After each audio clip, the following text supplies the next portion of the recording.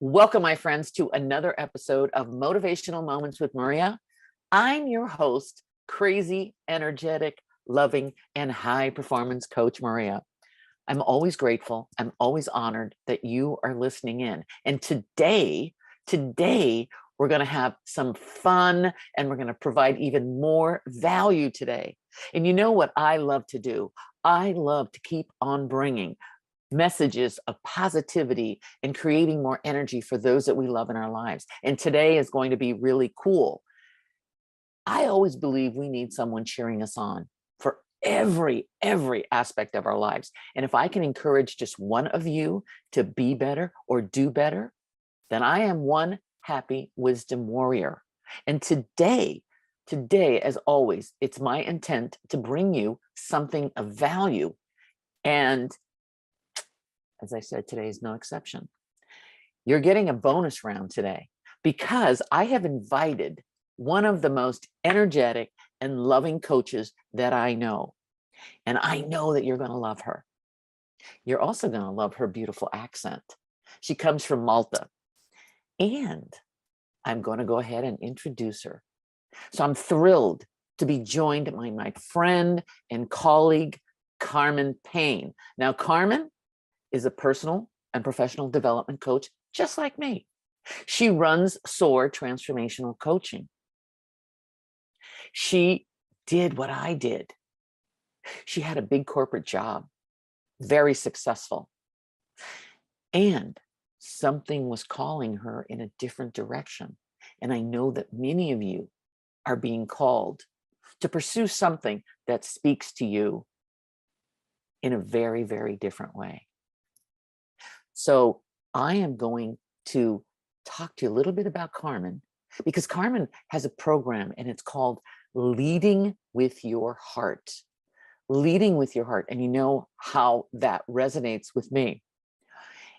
Now, we are all leaders, no matter what career or role that you have in life. There's one question that Carmen suggests that we all ask ourselves. So I'm going to bring Carmen on and I'm going to let Carmen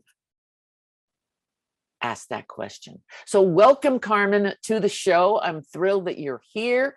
So Carmen, what is the first question that we should ask ourselves?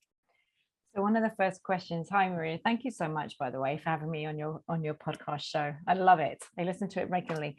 But one of the first questions that I like leaders to ask themselves is, where are they leading from? Right? Where are they leading from? Tell me a little bit more about that. Where are you leading from? So, as you mentioned, thank you for that intro, by the way. As you mentioned in the introduction, I worked in corporate for over almost 25 years. I've been working since I was 10 years old for family businesses and things Me like that. too. Right. And so being the eldest in the family, that was another leadership kind of role, right? Because you're the eldest kid in the family, you're helping your parents do the chores in the house, raising the other kids and things like that, especially in the traditional, the kind of family that I grew up in.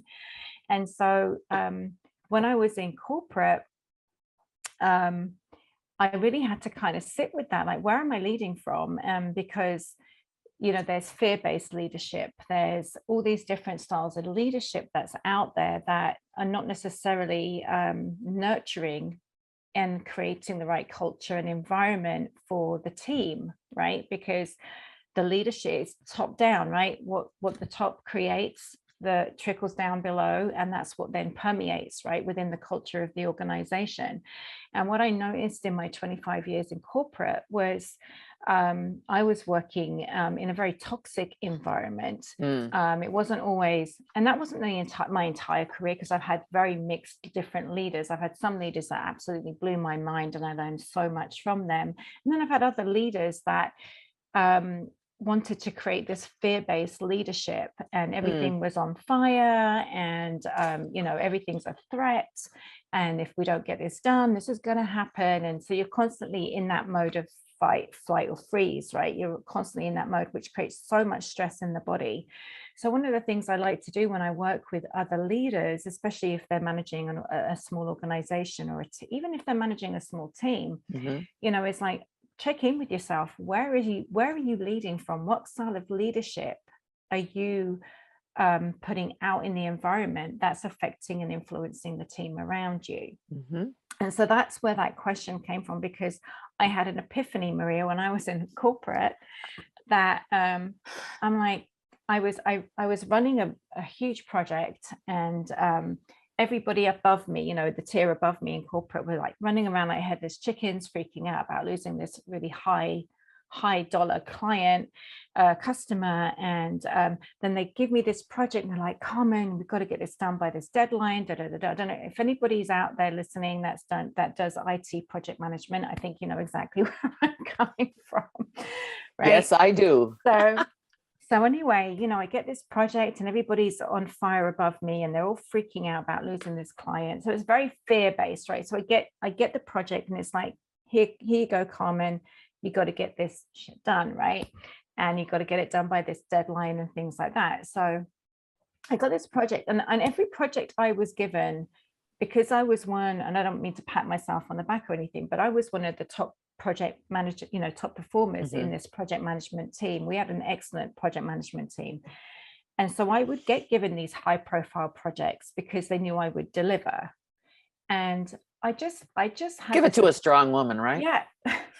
Or somebody who, and I literally, I got this project and I sat at my desk in my cubicle and I was like, this is nuts. I cannot work like this constantly, because it was affecting my family life. It was affecting my health.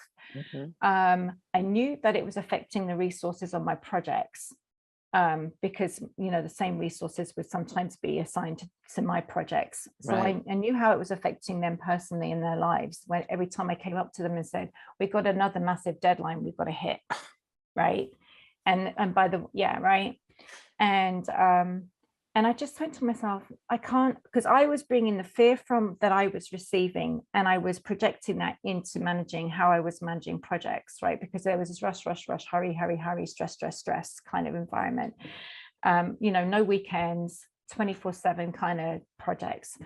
And you cannot thrive like that. You have to kind of take a step back and go, okay, I cannot, whatever's going on above me, whatever the headless chickens are doing above me, I cannot lead my projects in this way. I cannot filter that down. So I just basically decided no more. I was like, time out, I'm not doing this anymore. And I'm going to change the way I lead. Oh, wonderful. Okay. So that was a deciding moment for you, right? Yeah. Okay. So what did you do? How did you change things? Well, it was kind of funny because it was a combination of different things. So at the time, I was getting my life coaching certification back in 2013, because I decided that was when I had my 20-year anniversary. Maria, like, I know you haven't asked me this question yet, but I'll kind of, if that's okay, kind of just tell you what made me go into coaching. Please. Yeah. So I got an email, and I don't know how anybody else feels, but when you open up your inbox for work, right, and you just have that, I don't know if anybody else has this, but they have that, maybe that dread or that pit in their stomach, right? Like, oh, what am I gonna get today, right, in my inbox? And one of the emails I happened to get was a reminder that I had been with the company at this point 20 years. And it was just this, no fanfare, thank you for your 20 years service, blah, blah, blah, blah. And that email just hit me smack in the face, like, oh my God, I've been with this company for 20 years. Am I going to be able to do this corporate thing for another 20 years until I retire? And my heart just sank. I just was like, no. The answer came loud and clear, like, no, I don't want to do this for another 20 years. I want to do something that fills me with passion and fills me with joy. And then I had, so then I went home that day and I kind of meditated on it. I'm like, okay, what, Carmen, if you were able to plan the next 20 years of your life career-wise, what gives you the most joy? And lights you up? What makes you get out of bed in the morning and go, yeah, I want to do this every day? Yes. Right. And I pulled out my resume and I was looking at everything that I'd done up until this point in my career. And one of the things that popped off the page, if you like, for me, was when I was coaching and training people, I had a role back in the UK where I was coaching and training people, and my heart just went, like just, right. And I was like, oh man, wouldn't it be great if I could just do that as a career? How can I serve others in this capacity where I get to wake up every day and help others with their vision, with how they want to change their lives and things like that? Because that's what coaching does. It transforms lives. Yeah, right? absolutely transforms lives. It And I have does. to tell you that this is where I met Carmen, by the way. We were doing a certification program together, and we were so in tune. And Carmen was my coaching buddy. And I got to tell you, we just connected because we both had similar backgrounds of that corporate, that grind every day, and you got to get it done. Everybody's hair's on fire. So I really, really could relate with her, and we connected in that way. And it was so awesome. I mean, it was so awesome that you could relate to another strong, powerful woman that was just saying, hey, is this all there is, my friends? Is this all there is? And it takes courage. It takes courage to make that leap of faith. And so, Carmen, I know you started this program Leading with Your Heart, and there are like 5 fundamentals in the program. Share those with us. Share those with us. Absolutely. So so as I was beginning to figure out what kind of leader I wanted to become, one of the key things was, we forget to lead with our heart, because in corporate, you can't say the word love or heart, or it's just not done, right? And I'm pleased to say that as I've been doing this more and more over the years, I am seeing a shift towards that. I mean, it's not happening everywhere, but I am seeing a slight shift towards that, where we have more conscientious organizations that are trying to implement more of a heart-based culture within their organizations. But when I started out, it didn't exist. And so when I was forming my own style of leadership, I realized that I was leading by 5 different fundamentals, and I have it right here. Oh my God, I love that. I love that. We're the cue card queens. I love that. Yes, we are. And so the first one is lead with love, right? And in order for you to be able to lead with love, and I'm just going to give you a very high level synopsis, you have to first love yourself. Right. So if you wake up every day and you look in the mirror and you don't like who you're looking at, you need to shift that and start to understand how you can love yourself. And one of the things that I ask my clients to do is think about 3 things that they're really grateful for about themselves, not, that they have their kids, or, they have a good job, or whatever it might be, but like, what is it about myself that I love? Like, what am I grateful for about myself? And then just infuse that and remind yourself of that every day. And it can be different things every day. So first, leading from love starts with you. You need to first love yourself. And then you can go out in the world and be a bundle of love and light to everybody around you, right? The second one is influence positively. And what I mean by that is, you are leaders in all facets of your life, right? So maybe you coach a team of kids playing soccer or something like that, or football, as we call it in the UK. Maybe, you have a large family and you're an influencer in your family. Are you an influencer in your community, right? What are you doing in terms of leading? How are you influencing others, right, around you? Absolutely. And that's really about your energy, right? How are you showing up? Okay. And then the third one is be curious. And again, this is super high level, but be curious. And what does that mean?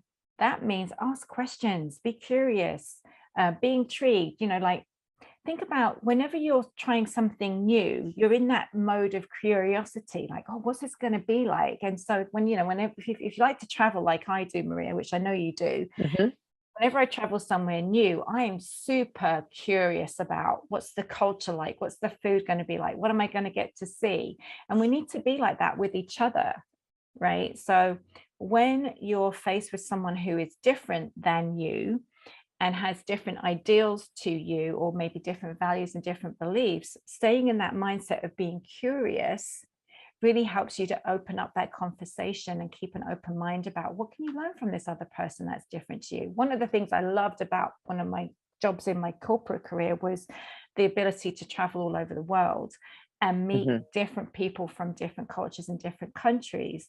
And I always had that mindset of being curious. So grateful for that. Our curiosity, Maria, got us to the moon. Exactly. Our Right? curiosity got us to sit in front of this technology today and be able to record this podcast. Right. Someone's curiosity. How can I bring everyone together? How do I Right. create more and more community using technology? So you and I both have a big technology background because, as you know, I worked in corporate America with a big technology company, and we learned so much about the value of technology when used properly, and the message that we can now share with millions of people across the globe.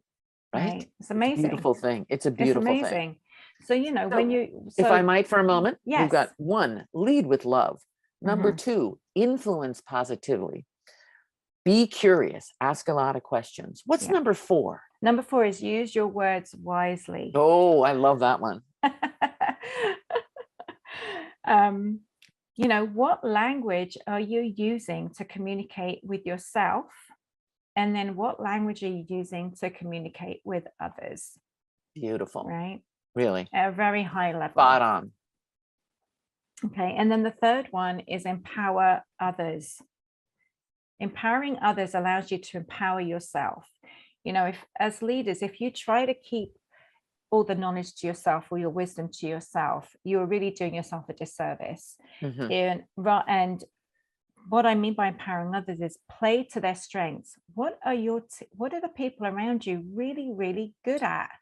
Right. And I love this quote by Einstein, and I know I'm gonna mess it up, but it goes along the lines of, if you try to teach a fish to if you try to teach a fish to climb a tree, you're going to forever think it's stupid, or something along those lines. And I know I just completely butchered that. Who cares? Right. But what's the message? But the message is, a fish doesn't know how to climb a tree. A fish's strength is in the water, right, where it knows how to swim and navigate and things like that. So, in corporate, we're always trying to work on our weaknesses, improve our weaknesses. But I would say we need to focus on our strengths. So when you have your team together, what are their strengths? What is their genius zone?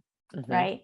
And allowing the greater wisdom, the collective wisdom in the team to kind of be nurtured and grow really allows you as a leader to kind of take a step back and go, they've got this.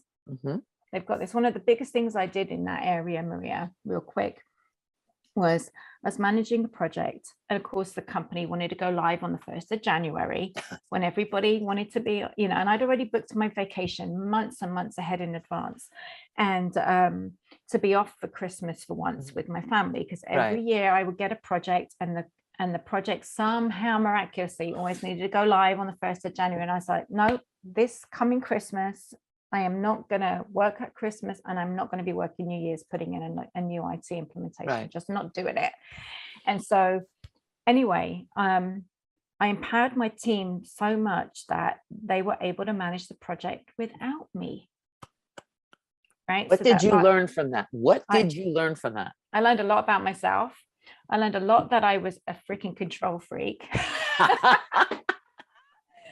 And and because I'm that I have to have eyes on everything and things like that. So it's very, very hard for me to kind of take a step back and go, they've got this. I need to trust my team that they're empowered to do this, that I've given them enough power now to step forward. And it's amazing what happens, Maria, right? When you take a step back and just let the magic happen. Right. So I was checking in on email, right, over my, but just to see how things were moving along, and if anybody was in dire need of, because I thought I was indispensable. Trust me, I was not. I was indispensable.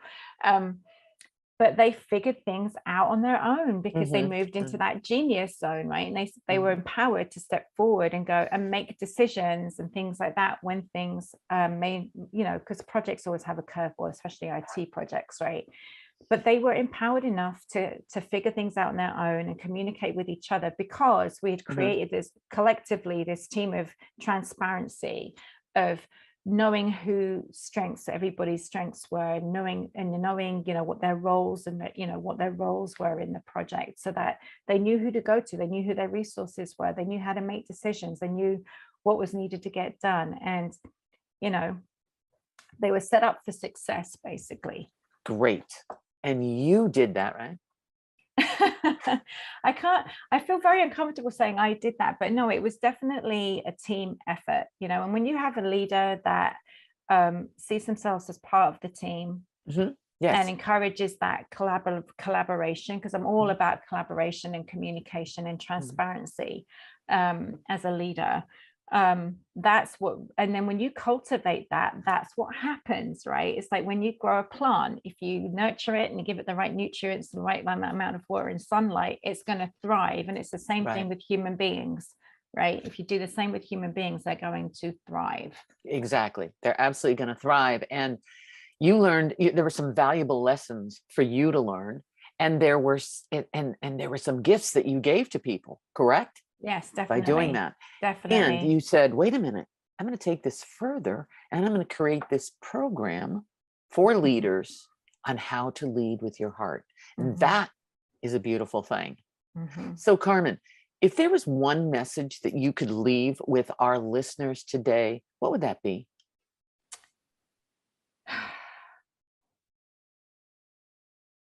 And you know, I'm trying to be very profound here. Don't be profound, be you. But you know, but with me, I always remember this, and I always remember somebody saying to me, Carmen, people don't remember what they say, what you say. People always remember how you make them feel. Exactly. Exactly. And I know from personal experience that you always leave someone feeling warm and good and loved and cared for. And I appreciate that about you, because you are a gift in my life. And if there's a group out there that wants to have more information about Leading with Your Heart program, how would they reach you? So I have a website that they can reach me on, and it's basically SOARTLC.com, SOARTLC.com.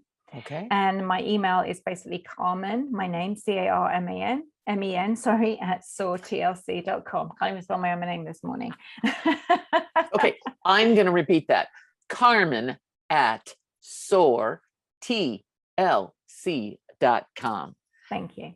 All right, perfect. So Carmen, it has been an absolute joy to have you on, sharing your program, sharing your experience, sharing, you know, because I can resonate with all the stories that you were telling. We've all been there. We've all spent nights sleeping on the floor at a new facility or something like that.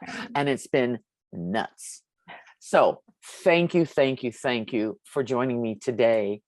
And I want to wish you a happy holiday season. You too. So for you, my listeners, thanks for listening in today. And if there's any subject on personal growth, personal development that you want to dive deeper into, maybe you want to hear some other frameworks, reach out to me on my website, coachingwithmaria.com, schedule a one-on-one appointment. Hey, it's free. And we get to talk on a very personal level, and you're going to love it. So who do you know that may need to listen to this message? And I'd love it if you would share this podcast with one or two of your friends that may need a positive inspiration in their lives. Continue to message me on Facebook. I love all the comments. I heard you guys say, Maria, we want you to go live more. So guess what I'm going to be doing this week? Yes, I am. I'm going to challenge myself. And until next week, my friends, stay focused, stay positive, always have fun. And no matter what you be, do, or have, do it with passion. Thanks for listening in today.